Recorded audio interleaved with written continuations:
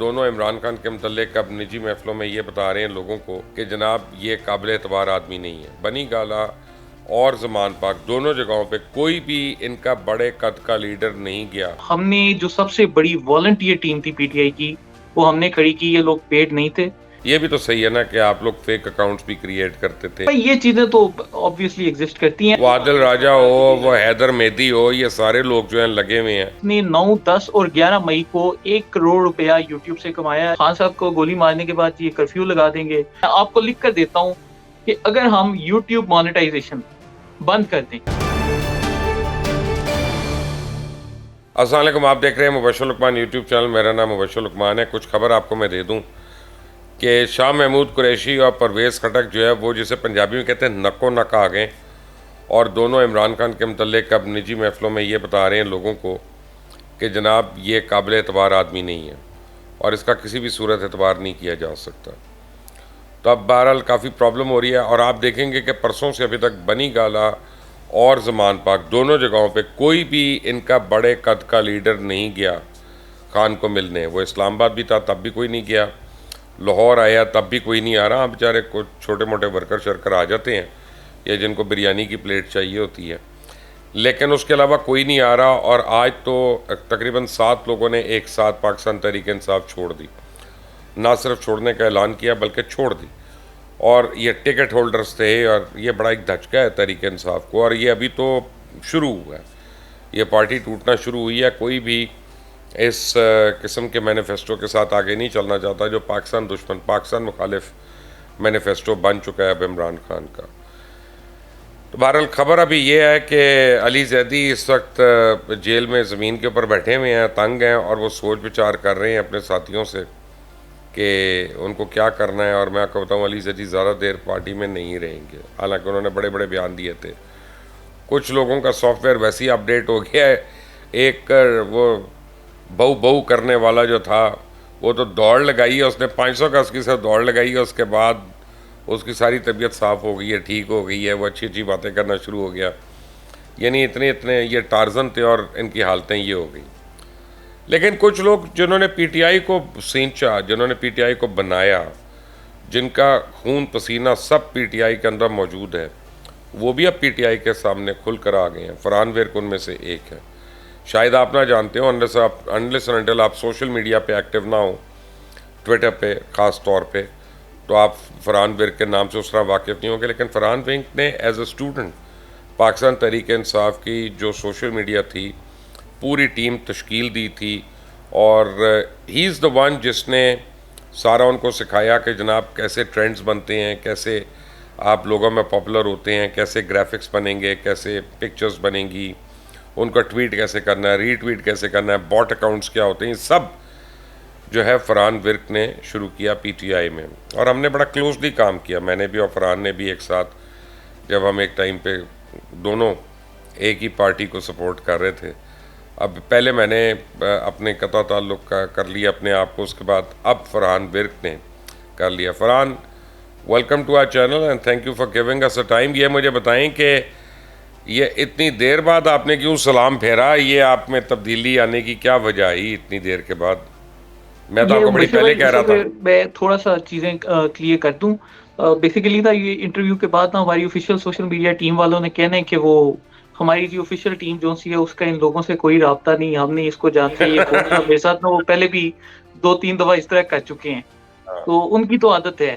تو وہ اس لیے میں سب کو کلیئر کر دوں کہ ہم نے جو سب سے بڑی والنٹیئر ٹیم تھی پی ٹی آئی کی وہ ہم نے کھڑی کی. یہ لوگ پیڈ نہیں تھے, یہ لوگ فری میں کام کرتے تھے. 2-2.5 ہزار لوگ تھے, اور انہوں نے پی ٹی آئی کی جو آفیشیل سوشل میڈیا ٹیم تھی اس سے بھی زیادہ بڑھ کے تحریک انصاف کا بیانیہ چلایا.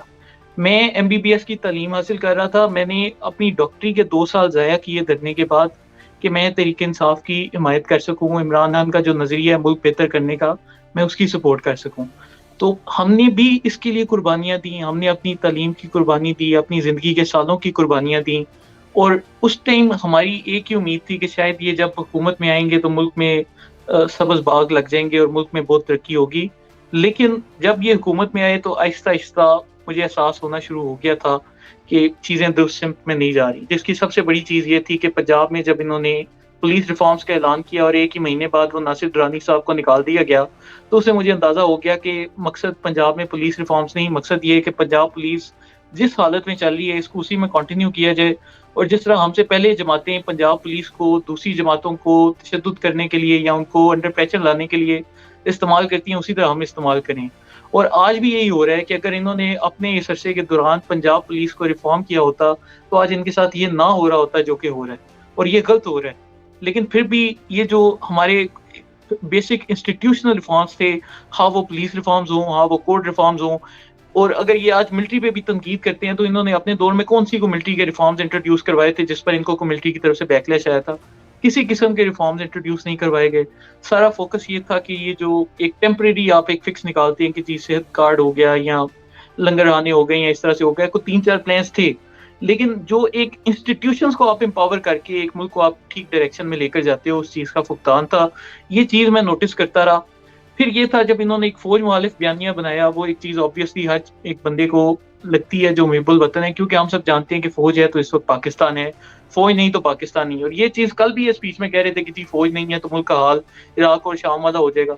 लेकिन एक तरफ आप ये कहते हैं, दूसरी तरफ वही आपका जो एक बयानिया है वो ये भी है कि जी फ़ौज जो सी है उसने ये कर दिया तो मेरे साथ वो कर दिया। फ़ौज अमेरिका के आगे आ गई और जी उन्होंने साइफर की बात कर दी और ये कर दी।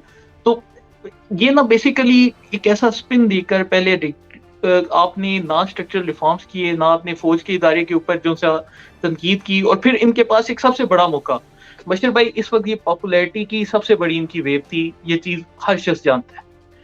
इनके पास ये जिंदगी का एक वाहिद मौका था पंजाब असेंबली की टिकटें तकसीम करते हुए कि इस दफ़ा ये मिडिल क्लास के नौजवानों को टिकट देते, और शायद ये दे देते तो मेरे ख्याल से ये पाकिस्तान के ऊपर चलें, अगर पहले कुछ नहीं हुआ तो जाते जाते एक एहसान कर जाते।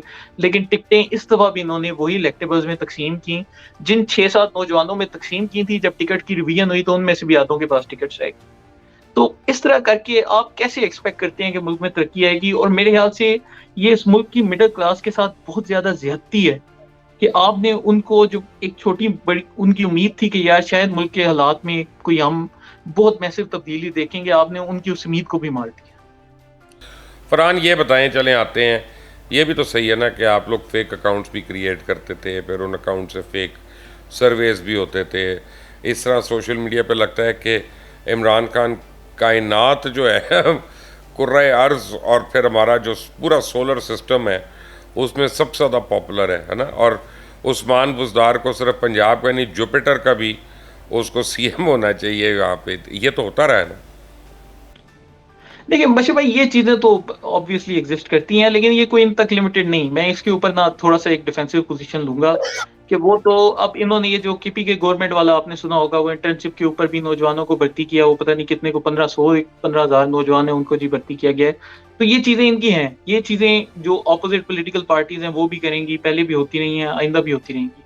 मेन चीज़ जो इनकी आ जाती है वो यही आ जाती है कि जो एक स्ट्रक्चरल रिफॉर्म्स हैं उसका एजेंडा ये लेकर नहीं है। इस पर मैं एक चीज आपको ये भी बताता चलूं बशीर भाई, आपके ख्याल से पाकिस्तान में ट्विटर के कितने एक्टिव यूजर्स हैं? आप कोई नंबर गैस कर सकते हैं? 1.5 करोड़।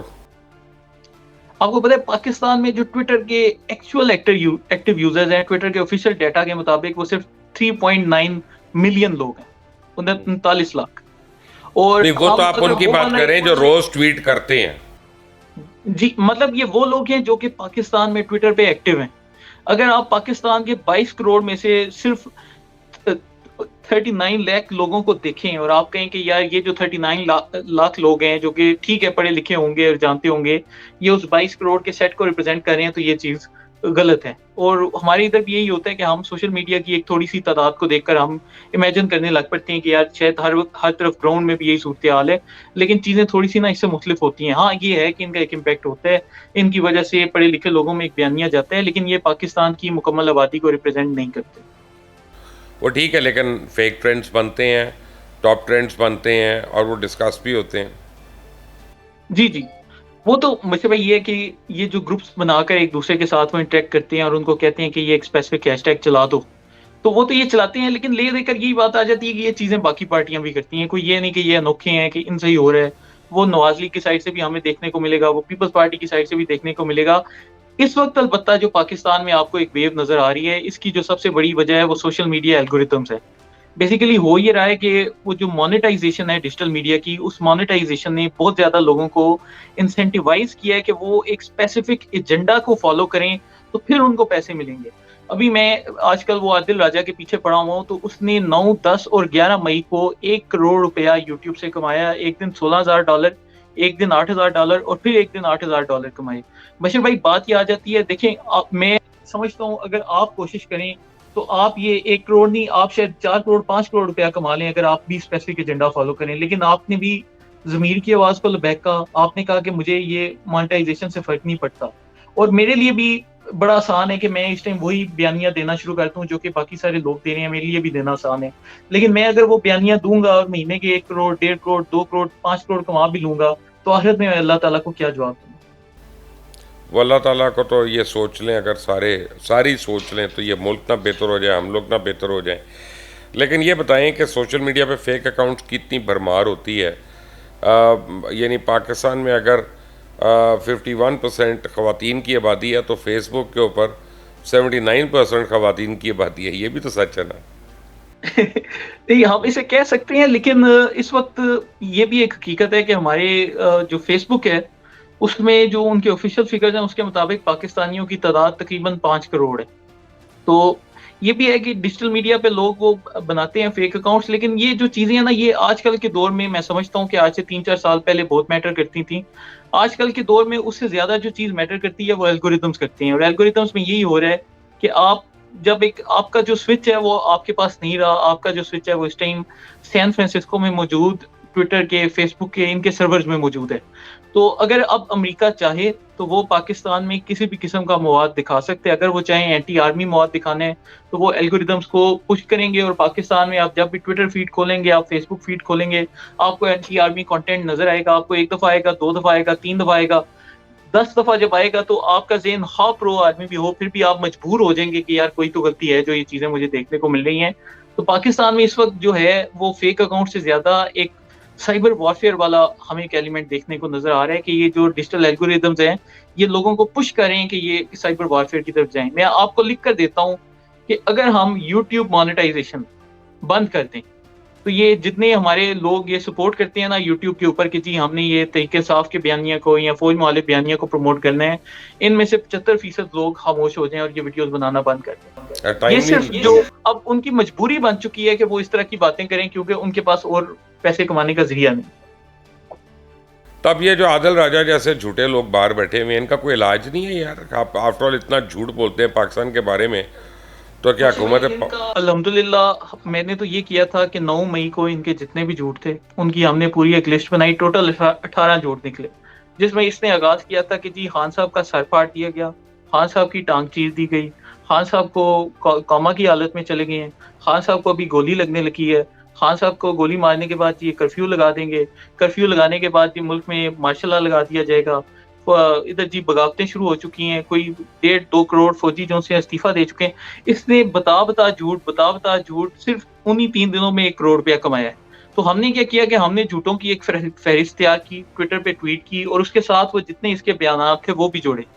تو اب یہ ہو رہا ہے کہ وہ جو تحریک انصاف ہے اس کے لوگ بھی نا آہستہ آہستہ انہیں سمجھ آ رہی ہے، حالانکہ پہلے وہ ان سے نیریٹو لیتے رہے ہیں عادل راجہ سے، بلکہ میرے خیال سے کہ حالیہ 1-1.5 مہینے میں نا عمران خان سے زیادہ انہوں نے عادل راجہ کا نیریٹو فالو کیا ہے کہ یہ جو وہ عادل راجہ ہو، وہ حیدر مہدی ہو، یہ سارے لوگ جو ہیں لگے ہوئے ہیں. جی تو انہوں نے وہ پوری وہ ایک کہانیاں خود ساختہ گڑی ہو، پہلے تو انہوں نے فالو کیا. اب ان کو جب احساس ہو رہا ہے کہ ہاں یار کوئی نہ کوئی غلطی ہے تو اب یہ آہستہ آہستہ ایسے لوگوں سے خود کو ڈسوسیٹ کر رہے ہیں. لیکن بات وہی ہے کہ the damage has been done. آپ نے دنیا کو ایک پیغام دیا کہ ہم نے اپنی ملٹری انسٹالیشن پہ حملہ کیا ہے، پھر آپ وہ کور کمانڈر ہاؤس ہو، وہ GSQ ہو، وہ گجرانوالا کا کینٹ ہو، وہ سرگودا کی ایئر بیس ہو، میاں والی ایئر بیس ہو، PF ہو، انہوں نے اتنی زیادہ جگہ پہ مطلب اٹیک کر دیا اور پھر بعد میں ان ورکرز کو بھی ڈسون کر دیا، جو کہ کافی افسوسناک ہے کہ مطلب نہیں. انہوں نے بڑی انٹرسٹنگ بات کی ہے فرحان، یہ کہتے ہیں جو مر گئے ہیں نا وہ ہمارے ورکرز ہیں، جو زندہ ہیں ان سے ہمارا کوئی تعلق نہیں ہے. بشیر بھائی دیکھیں، میرے تحریک انصاف کو میں نے چھوڑ دیا، لیکن میرے پچھلے 10 سال ایک جماعت کی حمایت کی ہے. اس جماعت کے جو ورکرز ہیں وہ آج بھی میرے ساتھ رابطے میں ہیں، اور میں ابھی بھی چاہتا ہوں کہ وہ ان بیچاروں کے ساتھ زیادتی نہ ہو. ان ورکرز کے گھر والے رو رہے ہیں، وہ داڑے مار رہے ہیں، اور انہوں نے اس ٹائم جو مشتعل ہو کے جذبات میں آ کے، بشیر بھائی کیا پاکستان میں لوگ جیلوں میں نہیں گئے؟ یہ میاں نواز شریف جیل میں نہیں گئے, مریم نواز جیل میں نہیں گئی, شہباز شریف جیل میں نہیں گئے. یہ وہ مطلب کیا گمراہ کہ آپ ایک دن 2 دن آپ جیل میں جائیں گے تو آپ اس کا مطلب ہے پوری قوم کو آگ لگا دیں. یہ کوئی کرنے والے ان کے کام؟ Farhan, thank you very much for joining us today. اور آپ نے جو ہمیں بتایا, کم از کم لوگوں کو یہ تو پتہ چلے گا کہ جو سوشل میڈیا پہ ہو رہا ہے یہ 5th جنریشن وار ہے, سائبر وار ہے, اور پاکستان دشمن مشرف یہ بھائی, لوگ. اس پر میں جاتے جاتے ایک چیز کا اضافہ بھی کرتا جاؤں کہ ہمارے بڑے لوگ ایسے ہیں جو کہ کہتے ہیں کہ ہم نے ایک 5th جنریشن وارفیئر کا حصہ لیا اور ہم نے جی بڑا غلط کیا اپنے دور میں, کوئی 5th جنریشن وارفیئر نہیں تھی. یہ ایک بیانیہ ہمیں سننے کو ملتا ہے. اصل میں پاکستان میں جو آج کل ہو رہا ہے یہی وہ حقیقی 5th جنریشن وارفیئر ہے جس کے متعلق ہمیشہ بات چیت کی جاتی تھی. لیکن ہماری جو قوم ہے وہ پریکٹیکل میں کمزور ہے. تھیوری میں انہوں نے بہت زیادہ 5th جنریشن وارفیئر کا ذکر کیا, لیکن جب پریکٹیکل کا وقت آیا تو اس وقت ہم نے دیکھا کہ بہت زیادہ لوگ جو سے ہیں وہ غلط سمت پہ جا کر کھڑے ہو گئے. اب تو یہ ہمارے لوگوں کو بھی سوچنا چاہیے کہ جو کچھ عرب اسپرنگ میں ہو چکا ہے, مصر میں ہو چکا ہے, شام میں ہو چکا ہے, عراق میں ہو چکا ہے, وہ سب سوشل میڈیا کے تھرو ہی ایک فتنہ پھیلایا گیا, ایک آگ پھیلائی گئی, لوگوں کو اپنی فوجوں کے خلاف کیا گیا اور ان کو بتایا گیا کہ آپ اپنے ملک کو آگے لگائیں گے تو ملک ترقی کریں گے, اور پھر ان کے ممالک آج تک جل رہے ہیں.